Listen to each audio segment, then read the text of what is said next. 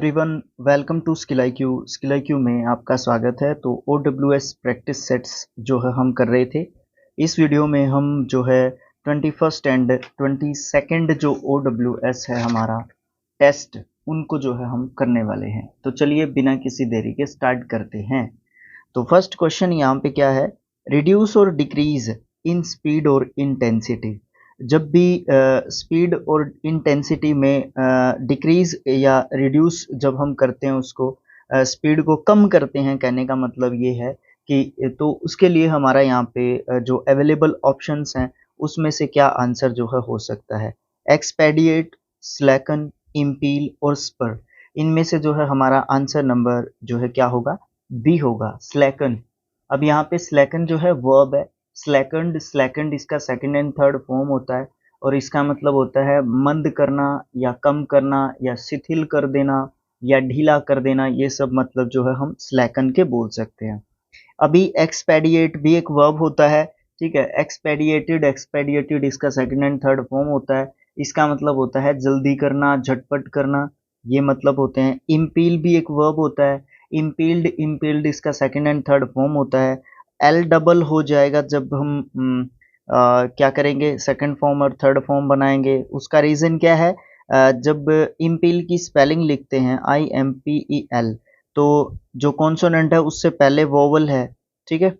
तो कॉन्सोनेंट से पहले वोवल है, तो जब हम सेकंड और थर्ड फॉर्म लिखते हैं तो जो कॉन्सोनेंट होता है वो डबल हो जाता है। फिर लास्ट वर्ड आता है स्पर, ये भी एक वर्ब है। स्पर्ड इसका सेकंड एंड थर्ड फॉर्म होता है, ठीक है। और इसका मतलब प्रेरित करना या फिर उकसाना होता है। इम्पील का मीनिंग रहेगा, इम्पील का मतलब होता है धकेलना या फिर प्रेरित करना या फिर उकसाना, हम जो है मतलब इसके बोल सकते हैं, ठीक है। सेकंड क्वेश्चन है, अ शेक और ट्रेम्बल इन ए पर्सन्स वॉइस। एक व्यक्ति है जिसकी आवाज में एक तरीके से एक कंपन सी आ रही है या शेकिंग है उसकी आवाज में, उसकी वॉइस में। उसका क्या मतलब होता है, उसका मतलब होता है क्वेवर। क्वेवर जो है क्या होता है, एक तरीके से आप ये बोल सकते हो, क्वेवर का मतलब कांपना या फिर थरथराहट। थर्राहट जो है आप उसको बोल सकते हो, ठीक है। बोलने में थोड़ी सी कर्कशता की आवाज एक तरीके से आती है जब उसको बोलते हैं क्वीवर। क्वेवर जो है ये एक वर्ब होता है। क्वेवर्ड इसका सेकंड एंड थर्ड फॉर्म होता है। परमिएट, ये क्या होता है, ये भी एक वर्ब होता है। इसका मतलब रिसना, भिगोना, तर करना, ये सब मतलब होते हैं, ठीक है। परमिएटेड इसका सेकंड एंड थर्ड फॉर्म होता है। रेपेसियस OUS एंडिंग वर्ड है तो एडजेक्टिव है। इसका मतलब भुक्कड़ बोल सकते हो, भूखा बोल सकते हो, है ना। डरावना, खूंखार, ये सब मतलब रेपेसियस के बोल सकते हैं। उसके बाद एक और वर्ड रह गया ग्रोव। ग्रोव का मतलब क्या होता है, बाग कह सकते हो, छोटा जंगल कह सकते हो, उपवन कह सकते हो, ये सब मतलब हम ग्रोव के बोल सकते हैं। इजीली ब्रोकन, वो फ्रेजाइल होती है कोई भी चीज जिसको आसानी से क्या किया जा सकता है, तोड़ा जा सकता है, एडजेक्टिव वर्ड है। प्लाइएबल क्या होता है, प्लाइएबल एडजेक्टिव वर्ड है, ठीक है। सारे ही एडजेक्टिव वर्ड है यहाँ पे। तो प्लाइएबल जो लचीला, कोमल, दृढ़, ठीक है, दृढ़ जो ज्यादा सख्त नहीं है। मैलिएबल क्या होता है, जो आसानी से प्रभावित हो सकता है या फिर नरम चीज को मैलिएबल बोलते हैं। डक्टाइल क्या होता है, जिसको एक तरीके से क्या कह सकते हैं, जिसको आसानी से टेढ़ा मेढ़ा किया जा सकता है, ठीक है। मुलायम जिसको बोल सकते हो, कोमल बोल सकते हो, डक्टाइल जो है ये होता है। क्रिटिसाइज इन एन एब्यूजिव और एंग्रीली इंसल्टिंग मैनर, जब किसी की आलोचना की जाती है एक एब्यूजिव या फिर एंग्रीली मतलब गुस्से से किसी की इंसल्ट के तरीके से जब किसी की आलोचना की जाती है तो उसको हम क्या कहते हैं, उसको रिवाइल कहते हैं, रिवाइल, ठीक है। ये यहाँ पे राइट आंसर ऑप्शन डी होगा। रिवाइल का मतलब होता है धिक्कारना, बुरा भला कहना, है ना, गाली देना, ये सब मतलब हम रिवाइल कहते हैं। ओबाइसेंस का मतलब क्या होता है, देखो सबसे पहले स्पेलिंग देखो इसकी क्या है, OBEISANCE, ठीक है। ANCE एंडिंग वर्ड है तो नाउन वर्ड है, ठीक है। ओबाइसेंस का मतलब क्या होता है, अभिवादन या परिणाम या फिर आदर, सम्मान, सत्कार, ये सब मतलब बोल सकते हो आप ओबाइसेंस के, ठीक है। उसके बाद जो है नेक्स्ट वर्ड है हमारा वेनरेशन ये भी एक नाउन वर्ड है, TION एंडिंग वर्ड है। श्रद्धा, उपासना, वेनरेशन के मतलब सम्मान, यही बोल सकते हो आप, ठीक है। एक दूसरे के सिनोनियम भी बोल सकते हो आप इनको।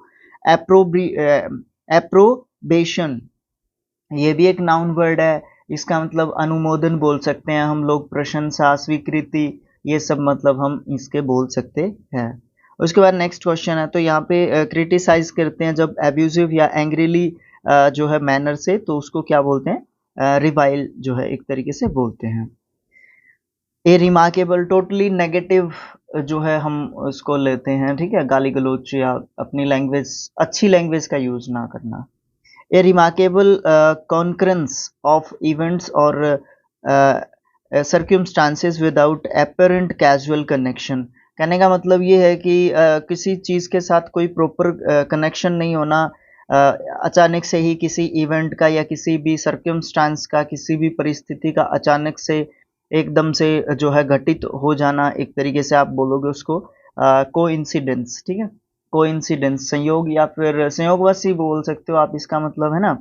जेंगल क्या होता है, जेंगल का मतलब खटखटाहट बोल सकते हो, शोर बोल सकते हो, है ना, ये सब मतलब।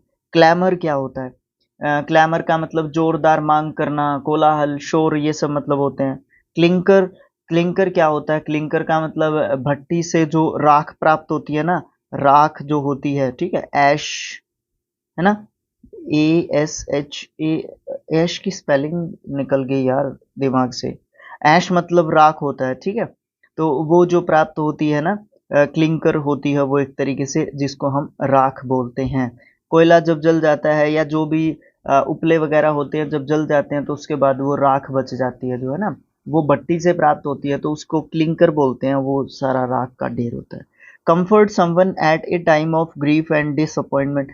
ग्रीफ मतलब मन से दुखी जब होता है व्यक्ति, या डिसअपॉइंट होता है मतलब जो है व्यक्ति एक तरीके से निराश हो जाता है, तो उस समय पे किसी को जब हम कंफर्टेबल महसूस कराने की जब कोशिश की जाती है, तो उसको कंसोल करना बोलते हैं, ठीक है। कंसोल का मतलब क्या होता है, ये एक वर्ब होती है, कंसोल्ड, कंसोल्ड इसका सेकंड एंड थर्ड फॉर्म होता है। सांत्वना देना, मनाना, है ना, धैर्य बनाना, ढाढ़ास बनाना, ये सब मतलब हम इसके बोल सकते हैं ना। उसके बाद अराउज, ये भी यहाँ पे एक वर्ब है, अराउज्ड, अराउज्ड इसका सेकंड एंड थर्ड फॉर्म होता है। इसका मतलब भड़काना, उत्तेजित करना, उकसाना, जगाना, ये सब मतलब बोल सकते हैं। पिक्यू बड़ा अच्छा वर्ड है, PIQUE, पिक्यू, ये एक नाउन वर्ड है। अगर इसका नाउन के रूप में मैं मीनिंग देखूं तो चिढ़, मन मुटाव, झगड़ा, नाराजगी, ये बोल सकता हूँ। अगर मैं वर्ब के रूप में इसको देखूं तो अभिमान पैदा करना, अनादर करना, चुटकी लेना, चुटकी लेना मतलब किसी के मजे लेना, एक तरीके से बोल सकते हो आप, है ना। ये दे सकते हैं इसके मीनिंग्स वर्ब के रूप में, मतलब दोनों पार्ट ऑफ स्पीच के हिसाब से मैंने आपको मीनिंग बताया। दूसरा पिक्यूड, पिक्यूड इसका सेकंड एंड थर्ड फॉर्म होता है। फ्लस्टर क्या होता है, फ्लस्टर भी एक वर्ब है हमारी, इसका मतलब घबरा देना या घबराहट होना, ये सब जो है हम मतलब बोल सकते हैं। फ्लस्टर्ड, फ्लस्टर्ड इसका सेकंड एंड थर्ड फॉर्म बोल सकते हैं। Public disgrace arising from shameful conduct, जिसमें पब्लिक जो है बहुत ज़्यादा नाराज हो जाती है ना, जिससे पब्लिक पब्लिक की नाराजगी दिखती है एक तरीके से। अगर आपने कोई सेमफुल कंडक्ट किया है, कोई शर्मिंदगी भरा एक तरीके से जो है क्या किया है, काम किया है आपने, ठीक है। ओप्रोब्रियम उसको बोलते हैं। ये क्या होता है, कलंक, अपमान, निंदा, है ना, तिरस्कार, ये सब बोल सकते हैं। इसका मतलब पार्ट ऑफ स्पीच के हिसाब से इसको आप नाउन बोलोगे। कूडोज का मतलब होता है एक तरीके से आप किसी को क्या कर रहे हो, किसी की प्रशंसा कर रहे हो, तारीफ कर रहे हो, ठीक है। प्लाउडिट, प्लाउडिट भी आप कहीं ना कहीं शाबाशी, बड़ाई करना किसी की, है ना, ये सब मतलब बोल सकते हो। ओवेशन भी एक नाउन वर्ड है, अभिनंदन, उत्साहपूर्ण किसी का, है ना, तालियां बजा के वो सुना है ना आपने, स्टैंडिंग ओवेशन, जो स्टैंडिंग में के साथ बाद जो वर्ड आता है ना, ओवेशन, ये वही वर्ड होता है। स्टैंडिंग ओवेशन मिला उसको, अपलाउडनेस मिली उसको, ठीक है ना, तो इसीलिए स्टैंडिंग ओवेशन जो है कहा जाता है ना। तो यहाँ पे हमारा क्या होगा, आंसर क्या होगा, ओप्रोब्रियम जो है यहाँ पे आंसर होगा, जिसका मतलब कलंक, कलंक, तिरस्कार, अपमान, निंदा, ये सब मतलब हम बोल सकते हैं। द एक्शन ऑफ ड्राइविंग और पुशिंग फॉरवर्ड्स, मतलब एक ऐसा जो है कार्य जिसमें हम किसी को आगे की तरफ पुश कर रहे हैं, बढ़ा रहे हैं, धक्का दे रहे हैं, एक तरीके से ये कह रहे हैं। तो इसका मतलब हम क्या कह सकते हैं, इसका मतलब प्रोपल्सन बोल सकते हैं। प्रोपल्सन क्या होता है? ये एक प्रेरक शक्ति या संचालन शक्ति इसको बोल सकते हो, प्रेरणा बोल सकते हो एक तरीके से, ठीक है। ये नेगेटिव में नहीं ले सकते हम लोग इसको, ठीक है। प्रोपल्सन को नेगेटिव वर्ड के रूप में हम नहीं ले सकते। एस्टर्न क्या होता है? ASTERN, ये नाउन वर्ड है, पीछे की तरफ या पीछे से मतलब पुश करने की बात है यहाँ पे, बट यहाँ पे प्रोपल्सन जो है अच्छा वर्ड दिया गया है। एबेफ्ट क्या होता है? एबेफ्ट एक एडवर्ब के रूप में यूज करते हैं, है ना। जहाज का जहाज होता है ना, जो उसकी जो उसकी पतवार होती है, एक तरीके से जहाज का मतलब जहाज से रिलेटेड होता है एबेफ्ट, ठीक है। एबेफ्ट गूगल पे सर्च करके देख लेना, इमेजेस देख लेना, आपको समझ में आ जाएगा। मुझे ध्यान नहीं रहा, इमेज लगानी चाहिए थी साइड में, कोई नहीं, आगे जैसे जैसे चीज़ें आगे बढ़ेंगी ना तो कोशिश किया करेंगे इमेजेस वगैरह सेट कर दी जाएं तो, है ना। प्रोपिटिएट, प्रोपिटिएट, देखो वर्ब जो है आप इसको कहोगे प्रोपिटिएटेड, प्रोपिटिएटेड जो है इसका सेकंड एंड थर्ड फॉर्म होता है, इसका मतलब होता है to satisfy someone, someone something नहीं कह सकते, किसी चीज को सेटिस्फाई थोड़ी ना करते हैं, किसी जीवित चीज को सेटिस्फाई कर, किसी को संतुष्ट करना, एक तरीके से प्रोपिटिएट जो है उसको कहेंगे हम लोग, ठीक है। किसी को राजी करना, मनाना, संतुष्ट करना, बहलाना, है ना, ये सब मतलब हम इसके क्या कर सकते हैं, बोल सकते हैं, ठीक है। तो यहाँ पे हो गया ना, प्रोपल्सन जो है हमारा यहाँ पे राइट जो है हमारा एक तरीके से आंसर यहाँ पे है। उसके बाद हम बात करते हैं a state of disorder due to absence और नॉन रिकग्निशन ऑफ अथॉरिटी और अदर कंट्रोलिंग सिस्टम्स।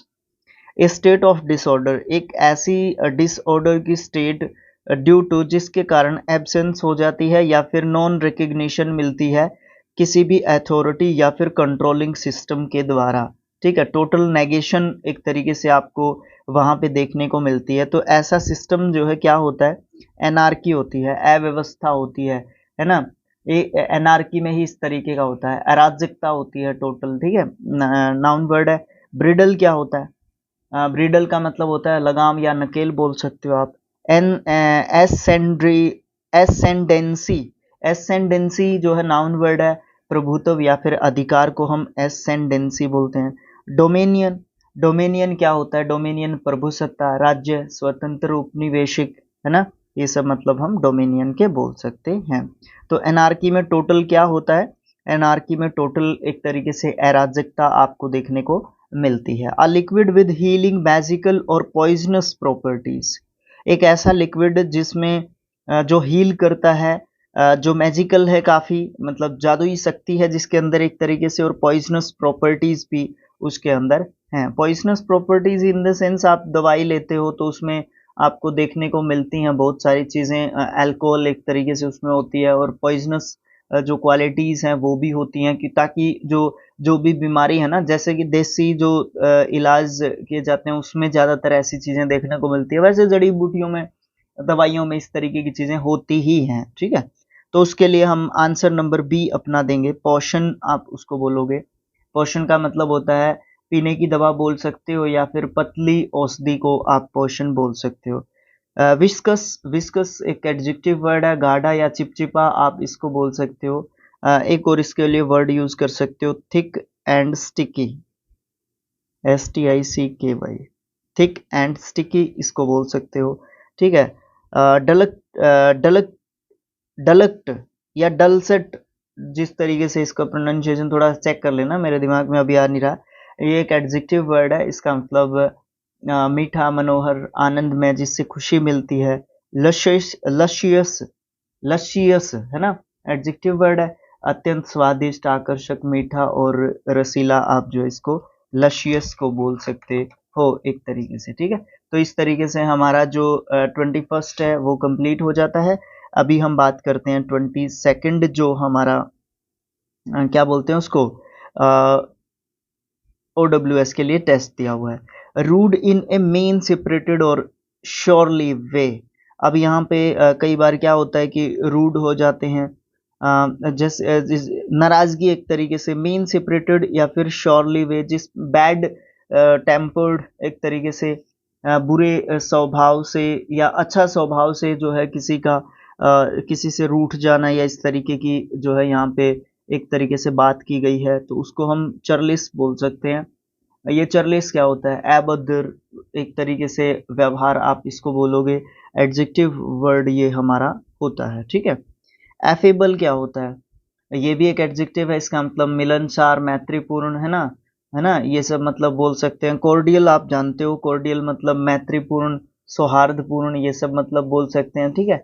जेंटिल क्या होता है? जेंटिल एक तरीके से अच्छे आचरण वाला, नम्र, है ना, विनम्र, ये सब बोल सकते हो, है ना। तो ये चर्लिस एक तरीके से यहाँ पे आंसर हो जाता है हमारा। इसमें जो है ना दिमाग में नहीं आ रहा कि मैं हिंदी में कौन से वर्ड्स यूज़ कर सकता हूँ इसको एक्सप्लेन करने के लिए। देखो यहाँ पे 2-3 वर्ड्स पकड़ लेना। देखो, रूड हो गया, मैन सेपरेटेड, सॉरी मैन नहीं, मीन सेपरेटेड, अब देखो सेपरेट आत्मा से रिलेटेड है, मीन जब उसके आगे लगा दिया तो इसका मतलब एक एक अच्छी सोच के साथ नहीं। और दूसरा एंड श्योरली वे का मतलब यही होता है, श्योरली वे का कि एक अच्छे व्यवहार के साथ अपने आप को प्रस्तुत ना करना। तो बाकी सब का मतलब सेम जैसा बनता है, बट चर्लिस का मतलब एक तरीके से आप अभद्र बोल सकते हो, एक तरीके से अच्छा व्यवहार नहीं हो, ठीक है। कैरी आउट एक फ्रेजल वर्ब होता है, निकालना किसी चीज को, है ना। ए टास्क क्लमजीली और इनकॉम्पिटेंटली। क्लमजीली का मतलब क्या होता है? भद्दा, अभद्र, है ना, ठीक है। वो तो उस तरीके की जो है एक टास्क करना, एक काम करना इस तरीके का, तो वो जो है हमारा क्या होता है? बंगल एक तरीके से उसको बोल सकते हैं, वर्ब है ये, ठीक है। तो एक घपला करना या अपने काम को बड़े अच्छे तरीके से ना करना, ये सब मतलब आप इसके बोल सकते हो, ठीक है। तो बंगल ये वर्ब है, बंगल्ड इसका सेकंड एंड थर्ड फॉर्म है।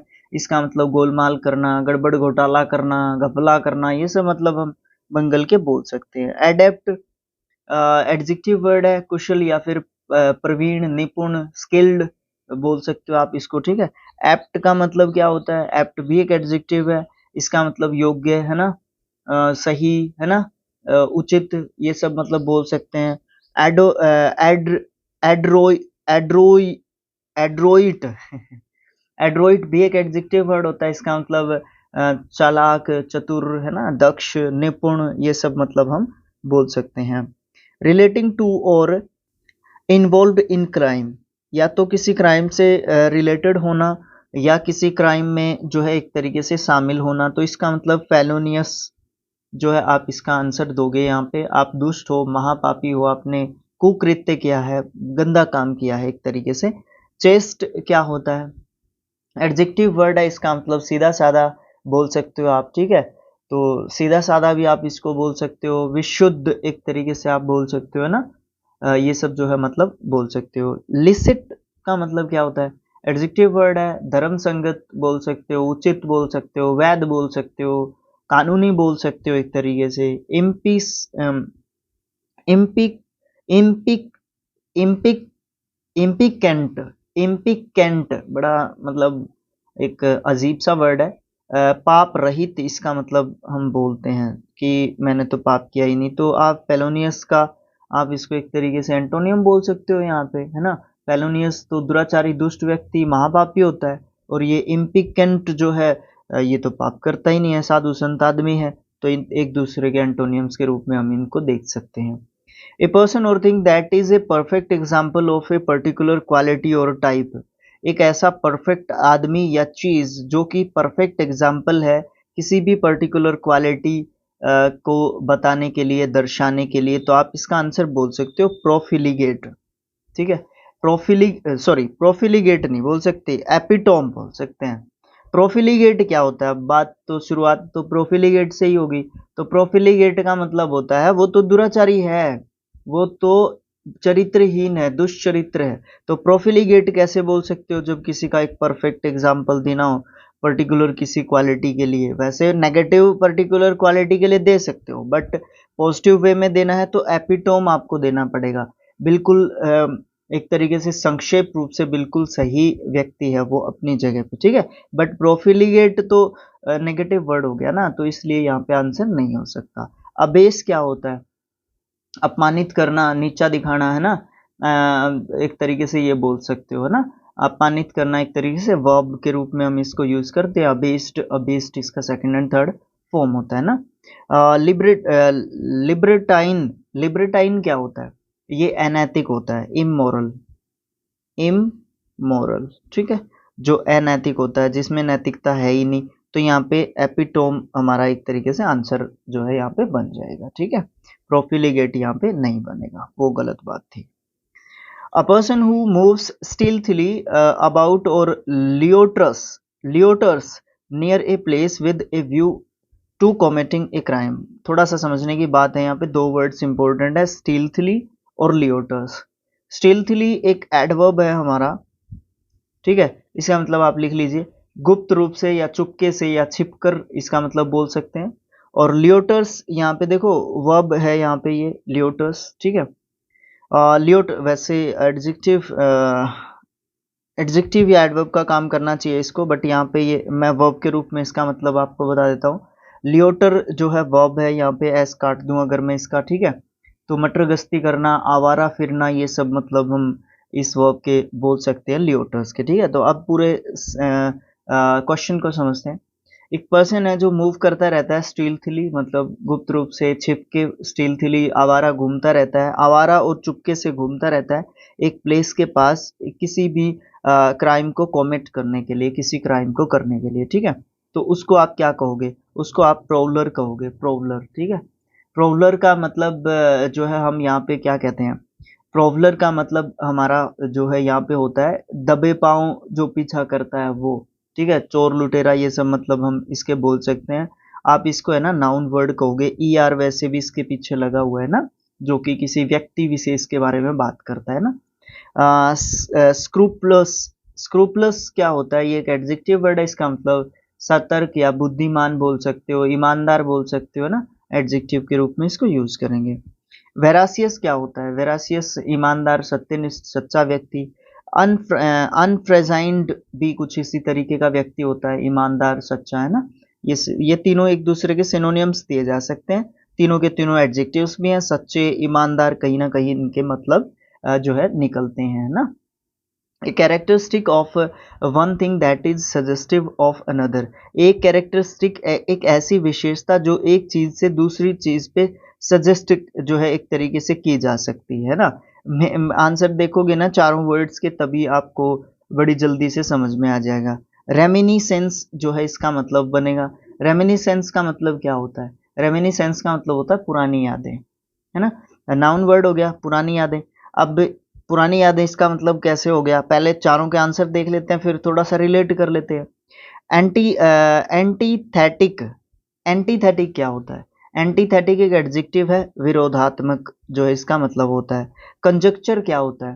कंजक्चर नाउन वर्ड है, इसका मतलब अंदाज या फिर अनुमान बोल सकते हो, अटकल बोल सकते हो, ये सब मतलब हम कंजक्चर के बोल सकते हैं। डिस्पैरेट का मतलब क्या होता है? मेरे ख्याल से वर्ब आप इसको बोल सकते हो, बट डिस्पैरेटेड, डिस्पैरेटेड वैसे वर्ब भी होता है, एडजेक्टिव के रूप में भी यूज करते हैं डिस्पैरेटेड को। अगर मैं इसको एडजेक्टिव के रूप में यूज करूं तो इसका मतलब भिन्न या फिर असमान बोल सकते हैं, डिफरेंट इसका मतलब बोल सकते हैं आप लोग, ठीक है। डिफरेंट इसका मतलब आप बोल सकते हो अलग, भिन्न, है ना। तो अब देखो आप, एक ऐसी कैरेक्टरिस्टिक जो एक चीज से दूसरी चीज को सजेस्ट करती हो, तो रेमिनिसेंस हुई ना, है ना। तो रेमिनिसेंस का मतलब हुआ कि पुरानी यादें। अब पुरानी यादें जो अभी देखो, एक चीज देखो, हमने आज ये वीडियो देख लिया, ठीक है, तो हमने यहाँ पे मान लो स्टील्थली वर्ड देखा था अभी पीछे, ठीक है, जिसका मतलब छुपके या चुपके से, है ना, ये मतलब होता है ना।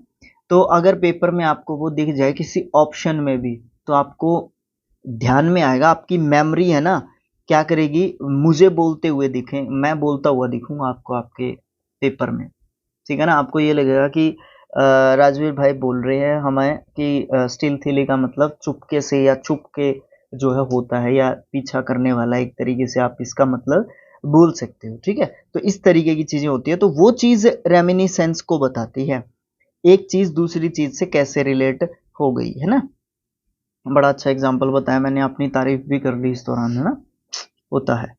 A stately or impressive building housing a tomb or group of tombs। एक स्टेटली या इम्प्रेसिव बिल्डिंग जो कि एक टॉम्ब या ग्रुप ऑफ टॉम्ब होती है, उसको हम क्या बोलते हैं? उसको हम मिज़ोलियम बोलते हैं भाई। ठीक है, मिज़ोलियम, समाधि, मकबरा, है ना, ये सब मतलब बोल सकते हैं आप उसको। शैंटी क्या होता है? शैंटी झोपड़ी या कुटिया को बोलते हैं। ठीक है, कुछ इसी तरीके का होवल भी होता है, झुग्गी झोपड़ी को बोलते हैं। टिप्पी क्या होता है? टिप्पी शंकु आकार का जो कौन होता है ना, इस आकार का जो है एक तरीके से तंबू को हम टिप्पी जो है बोलते हैं। ठीक है, शैंटी नहीं, ये एक तरीके से झुग्गी झोपड़ियों को बोलते हैं। मिज़ोलियम मकबरा हो गया, तो सीधा सीधा आंसर हमारा मिज़ोलियम हो गया। ये भाई स्पेलिंग के हिसाब से भी इम्पोर्टेंट वर्ड है। ठीक है, उसके बाद है रिस्पेक्ट एंड एडमायरेशन। रिस्पेक्ट और एडमायरेशन की जब हम बात करते हैं तो हम कहते हैं कि एस्टीम की बात करते हैं, सम्मान, सत्कार, है ना, आदर, मान्यता। ये सब मतलब दे सकते हैं। पैकेंट क्या होता है? ये तो हमारा एक तरीके से पाप युक्त होता है, पापमय होता है। कल्पेबल क्या होता है? एडजेक्टिव वर्ड हो गया कल्पेबल, अपराधी या दोषी, है ना, गुनहगार, है ना। विशियस क्या होता है? विशियस आप किसी भी अनैतिक व्यक्ति को बोल सकते हो, दुष्ट व्यक्ति को बोल सकते हो, तो एस्टीम यहाँ पे हमारा करेक्ट आंसर जो है बनेगा। Expose to the possibility of being attacked और हार्म्ड आइदर फिजिकली और इमोशनली। बड़ा खतरनाक क्वेश्चन दे रखा है भाई। ठीक है, एक्सपोज किया जाए, जब पॉसिबिलिटी हो एक्सपोज करने की या एक्सपोज किया जाए किसी भी संभावना को होने से, अटैक या तो अटैक हो या हार्म हो, किसी भी प्रकार की हानि हो, आइदर दोनों में से कुछ भी हो सकता है। आइदर का मतलब पता है ना, दो में से कोई एक, या तो फिजिकली अटैक हो या इमोशनली अटैक हो, है ना। फिजिकली अटैक हो तो हमें चोट लगेगी, इमोशनली अटैक हो तो बहुत ज़्यादा गहरी चोट लगती है भाई। मुझे ऐसा लगता है कि इमोशनली अटैक जो होता है ना, वो बड़ा खतरनाक होता है बजाय कि फिजिकली अटैक के। ठीक है, तो वल्नरेबल आप उसको बोल सकते हो, संवेदनशील, नाजुक व्यक्ति को इस तरीके का ज़्यादा पॉसिबिलिटी होती है। संवेदनशील व्यक्ति को, इमोशनल पर्सन को इस तरीके की ज़्यादा जो है पॉसिबिलिटी रहती है कि आप ज़्यादा इमोशनली अटैक उसके ऊपर कर सकते हो। रोबस्ट क्या होता है? रिबस्ट नहीं है, रोबस्ट है। रोबस्ट एक एडजेक्टिव है, तगड़ा और स्वस्थ बोल सकते हो, मजबूत बोल सकते हो। ठीक है, टेनेशियस क्या होता है? एडजेक्टिव वर्ड है टेनेशियस भी, जिद्दी, हठी, है ना, ये सब मतलब बोल सकते हैं। स्टाउट क्या होता है? स्टाउट पहले पढ़ा है क्या हमने? तगड़ा मजबूत शरीर जिसका हो, स्टाउट उसको बोल सकते हैं। मैंने शायद कभी आपसे साउट जो है सेम WOC के हिसाब से आपको पढ़ाया हो। शाउट का मतलब चिल्लाना होता है और स्टाउट का मतलब हष्ट पुष्ट शरीर वाला आप बोल सकते हो, है ना। शायद मैंने किसी वीडियो में आपको करवाया है। तो ये वही चीज थी, है ना, है ना, वही चीज थी ये, रेमिनिसेंस। ठीक है ना, रिमिनिसेंस यहीं पे आ गया ना एग्जाम्पल उसका, पूरा नहीं याद होगा।